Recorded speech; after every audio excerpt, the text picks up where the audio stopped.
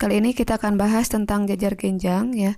Jadi untuk jajar genjang itu merupakan segi empat yang setiap pasang sisinya berhadapan sama panjang dan sejajar gitu ya. Untuk lebih jelasnya nanti kita akan bahas di sifat-sifat jajar genjang. Nah, di sini kita akan ilustrasikan asal-usul jajar genjang itu seperti apa. Untuk jajar genjang ini dapat dibentuk dari gabungan sebuah segitiga dan bayangannya setelah diputar setengah putaran dengan pusat titik tengah salah satu sisinya. Nah, kita lihat di sini ada bangun datar segitiga ya. Nah, kemudian kita akan putar segitiga ini ya dengan diputar setengah putaran. Akan menjadi seperti ini. Nah, menjadi seperti ini. Maka terbentuklah dari jajar genjang. Nah, jajar genjang ini dibentuk dari gabungan sebuah segitiga ya, ini segitiga ini, dan bayangannya ini sebuah bayangan segitiganya. Untuk pusat titik tengahnya ada di ini ya, B dengan C. Seperti itu. Ini adalah jajar genjang. Sekarang kita masuk ke sifat-sifat jajar genjang ya. Di sini ada sebuah gambar jajar genjangnya seperti ini, jajar genjang ABCD gitu ya. Nah, untuk sifat-sifat yang pertama, sisi-sisi yang berhadapannya sejajar dan sama panjang. Sisi yang mana kita lihat di sini ya. Sisi yang berhadapan ya, berarti sisi yang berhadapannya itu adalah sisi AB dengan sisi CD gitu ya. Kita tulis di sini, sisi AB itu akan sejajar dengan sisi CD ya. Dan akan sama panjangnya. Ya, ini sejajar dan sama panjang. Berarti dan ya sisi AB itu akan sama panjangnya dengan sisi CD gitu ya. Nah, sekarang yang kedua, ini ya, sisi AD itu akan sejajar dengan BC dan akan sama panjangnya gitu ya. Maka di sini kita tulis sisi AD sejajar dengan sisi BC ya, dan sisi AD itu akan sama panjangnya dengan sisi BC. AD akan sama panjangnya dengan BC gitu ya. Itu untuk sifat-sifat yang pertama. Sekarang kita masuk untuk sifat-sifat yang kedua, sudut-sudut yang berhadapan sama besar ya. Sudutnya yang ini ya, sudut yang A ini itu akan sama besar yang di hadapannya. Berarti ini kan ya. Sudut A itu akan sama besar dengan sudut C. Kita tulis di sini. Sudut A akan sama besar dengan sudut C gitu ya. Dan untuk sudut D kita kasih tanda begini. Untuk sudut D akan sama besar dengan sudut B. Gitu ya. Di sini sudut D akan sama besar dengan sudut B. Ya. Kemudian yang ketiga, dua sudut yang berdekatan berjumlah 180 derajat gitu ya. Atau bisa disebut juga dengan sudut dalam sepihak. Kita tahu ya bahwa sudut dalam sepihak itu adalah ketika kedua sudut yang berdekatan itu dijumlahkan, maka jumlahnya akan 180 derajat ya. Nah, di gambar itu yang mana? Nah, ternyata sini ada 4 ya. Yang pertama, nih, sudut dalam sepihak itu sudut A dengan sudut B itu akan 180 derajat. Kemudian sudut B dengan sudut C ya. Sudut C dengan sudut D dan sudut D dengan sudut A itu akan sama dengan 180 derajat. Kalau ditulis di sini sudut A ya ditambah dengan sudut B kan. Kemudian sudut B tambah sudut C, sudut B tambah sudut C, kemudian sama dengan sudut C ditambah sudut D ya, sama dengan sudut D ditambah sudut A sama dengan 180 derajat. Itu untuk sifat-sifat yang ketiga. Sekarang yang keempat, jumlah semua sudutnya 360 derajat ya. Jadi semua sudut itu yang mana? Yang ini, yang keempat ini. Sudut A, sudut B, sudut C, sudut D itu ketika dijumlahkan seluruhnya akan 360 derajat. Nah, kemudian yang kelima, diagonal-diagonalnya membagi jajar genjang menjadi dua sama besar. Nah, kita lihat di sini untuk diagonalnya ya, kita akan gambar terlebih dahulu.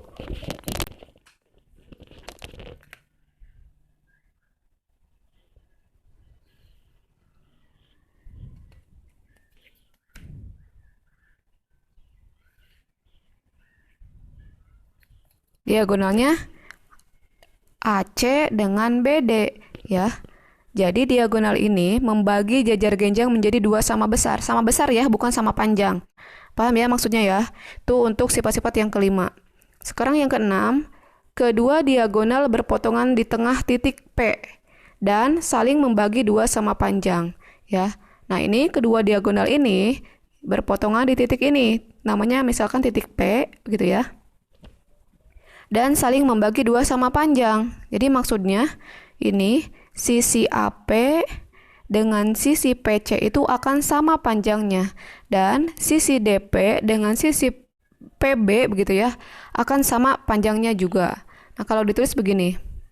Di sini untuk sisi AP itu akan sama panjangnya dengan sisi PC gitu ya. Dan untuk sisi DP itu akan sama panjangnya dengan sisi PB gitu ya, PB. Sekarang kita masuk ke contoh soal. Di sini soalnya pada jajar genjang PQRS yang diagonalnya berpotongan di O. Diketahui panjang PQ-nya sama dengan 8 cm, PE sama dengan 6 cm, QE sama dengan 7 cm. Dan sudut QPS sama dengan 58 derajat gitu ya. Tentukan A panjang QR, B panjang QO, C besar QRS, D besar PQR. Nah, sekarang kita akan jawab ya. Sini ada sebuah gambarnya, di sini sudah digambarkan ya. Ini PQ-nya 8 cm, PS-nya 6 cm, SQ-nya ya 7 cm dan sudut QPS-nya adalah 58 derajat begitu ya. Nah, kemudian di sini kita akan jawab yang A terlebih dahulu. Yang A itu soalnya panjang QR gitu ya. Kita lihat panjang QR, kita akan bahas yang A dulu ya. Nah, ini kan QR gitu ya. Nah, QR itu ternyata dari sifat-sifat jajar genjang yang tadi, sisi-sisi yang berhadapannya sama panjang ya. Karena di sini sudah diketahui bahwa ini sisi yang berhadapannya itu di sini itu adalah 6, maka otomatis sisi QR itu adalah akan sama dengan sisi PS ya, yaitu 6 cm kan. Kita tulis di sini QR itu akan sama dengan PS ya. Ini menurut sifat-sifat dari jajar genjang. QR itu ditanyakan QR ya, dan PS itu adalah 6 cm, 6 cm. Maka sudut QR adalah 6 cm gitu ya. Paham ya? Itu untuk yang A. Sekarang kita akan bahas yang B-nya. Yang B, panjang QO-nya apa? Ya, kita lihat QO itu yang mana? Ya, QO kan ini ya, QO gitu. Nah, untuk QO kita lihat dari sifat-sifat jajar genjang yang tadi, ternyata yang diagonal saling membagi dua sama panjang gitu kan. Nah, kita lihat di sini ternyata untuk sisi QS ini sudah diketahui adalah 7 cm ya. Nah, diagonal ini membagi dua sama panjang, berarti kalau ditanyakannya QO gitu ya, ini setengahnya dari garis QS ini kan. Maka kalau ditulis begini, QO gitu ya, QO sama dengan setengah dari QS ya, paham ya? QO itu setengahnya dari QS begitu ya. Nah, kita akan cari QO-nya di sini sama dengan setengah. QS-nya apa? QS-nya adalah 7, kalikan dengan 7 gitu ya. Nah, sekarang kita operasikan seperti biasanya, maka sisi QO sama dengan setengah kali 7, kita dapat 3 ya. 31/2 cm. Itu untuk panjang QO. Sekarang kita lanjutkan yang C-nya, yang C itu ya. Yang C itu besar sudut QRS. Sudut QRS yang mana? Sudut QRS. Berarti kan sudut ini ya. Nah, ini sudutnya berapa? Kalau kalian lihat dari informasi yang kita dapat di sini bahwa sudut QPS itu adalah 58 derajat dan ternyata sudut QRS itu ini berhadapan dengan sudut QPS ya kan? Sudut yang berhadapan dalam jajar genjang itu akan sama besarnya. Berarti kalau di sini 58 derajat, di sini juga akan 58 derajat, gitu kan? Kita tulis di sini sudut QRS ya. Sudut QRS itu akan sama dengan sudut QPS. Sudut QPS ya. Sudut QRS-nya masih ditulis dulu ya karena itu masih ditanyakan QRS ya, sama dengan sudut QPS. QPS adalah 58 derajat. Nah, maka dapat sudut QRS itu adalah 58 derajat gitu ya. Paham ya? Nah, sekarang kita akan bahas yang D. Besar sudut PQR ya. Besar sudut PQR itu yang mana? Kita lihat PQR. Berarti ini kan? Nah, ini berapa besarnya gitu ya. Kalau kalian lihat di sini ya, dari informasi yang kita dapat ternyata ini itu ya, ini sudut QPS itu sudut ini dengan sudut PQR, sudut ini merupakan sudut dalam sepihak yang artinya ketika dijumlahkan ya sudut QPS itu dengan sudut PQR itu akan 180 derajat begitu ya. Nah, maka kalau ditulis begini. Sudut QPS ya ketika dijumlahkan dengan sudut PQR gitu ya. Sudut PQR itu jumlahnya akan 180 derajat ya. Karena apa? Karena ini merupakan sudut dalam sepihak. Itu sudah dibahas ya. Nah, kemudian kita masukkan sudut QPS-nya itu apa? QPS adalah 58 ya. 58 derajat ditambah sudut PQR-nya masih ditanyakan, maka ditulis lagi sudut PQR sama dengan 180 derajat. Sekarang kita cari seperti biasanya, dioperasikan, maka sudut PQR sama dengan 180 derajat ya, dikurangi 58 derajat gitu ya. Nah, kita operasikan 180 dikurangi 58 hasilnya adalah 122 derajat. Ini untuk jawaban yang D seperti itu. Sekarang kita masuk ke keliling jajar genjang. Di sini ada sebuah gambar jajar genjang ya. Namanya jajar genjang ABCD begitu ya. Nah, di sini kita ingatkan lagi untuk keliling itu merupakan jumlah sisi-sisi semuanya gitu ya dari bidang datar. Di sini bidang datarnya adalah jajar genjang.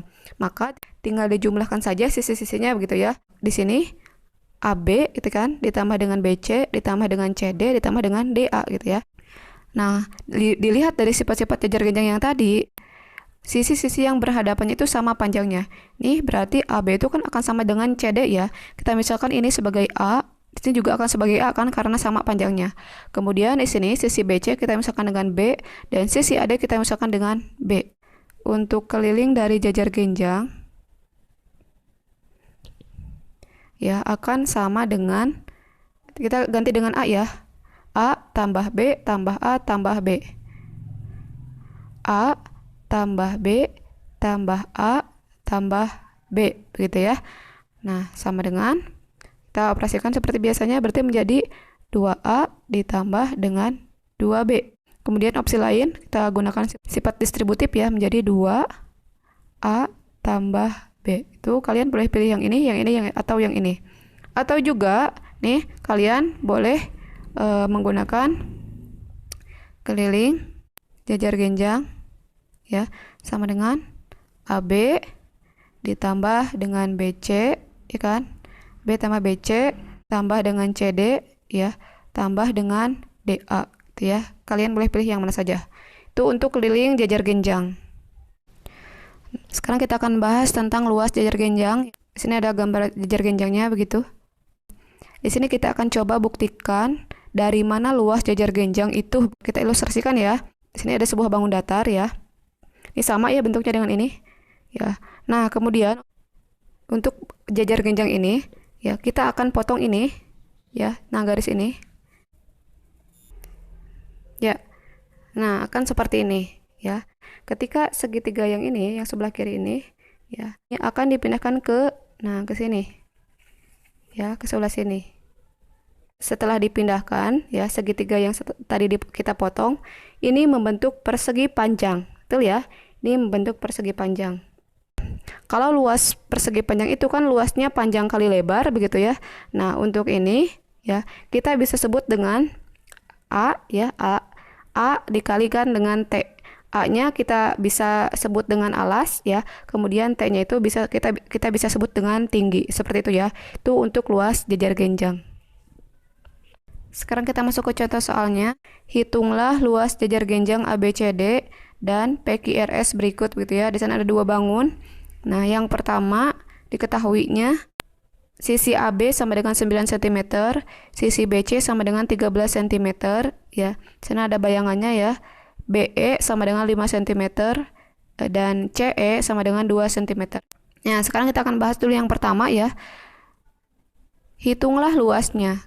Nah, kita akan hitung. Di sana kan bentuknya adalah luas jajar genjang ya, seperti yang tadi kita bahas.